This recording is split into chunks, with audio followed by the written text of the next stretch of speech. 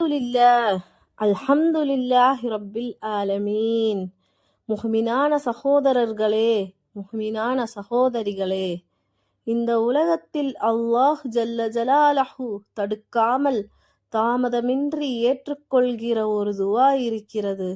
அது மிகப்பெரிய ஆலிமின் துவா அல்ல, மிகப்பெரிய இமாமின் துவா அல்ல, அது தாயின் துவா. ஆம் முஹ்மின்களே, தாயின் இதயத்திலிருந்து உடையும் வலி கலந்த துவா அல்லாஹ்வின் அர்ஷை அதிர வைக்கும். நபி ஸல்லல்லாஹு அலைஹி வஸல்லம் அவர்கள் கூறினார்கள், 3 துவாக்கள் தடுக்கப்படுவதில்லை, அதில் ஒன்று பெற்றோரின் துவா. திருமதி. முஹ்மினான சகோதரர்களே, ஒரு மனிதன் வாழ்க்கையில் எவ்வளவு கீழே விழுந்தாலும், எவ்வளவு பாவத்தில் மூழ்கி இருந்தாலும், ஒரே ஒரு துவா அவனை அல்லாஹ்விடம் மீண்டும் கொண்டு வந்து நிறுத்தும். அது தாய் மனதார சொல்லும் துவா.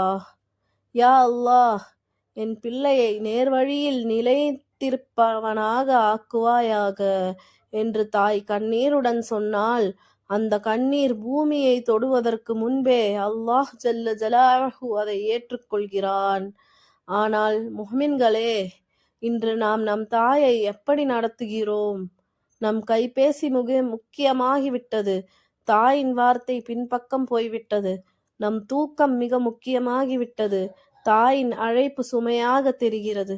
நினைவில் வையுங்கள் முஹ்மினான சகோதரர்களே, தாயின் துவா உயர்த்தும், தாயின் சாபம் அழித்துவிடும். நபி ஸல்லல்லாஹு அலைஹி வஸல்லம் அவர்கள் மீண்டும் மீண்டும் வலியுறுத்தி கூறினார்கள், உன் தாய், பிறகு உன் தாய், மீண்டும் உன் தாய். புகாரி, முஸ்லிம். இதன் பொருள் என்ன? ஜன்னத்தின் கதவு தாயின் காலடியில் இருக்கிறது.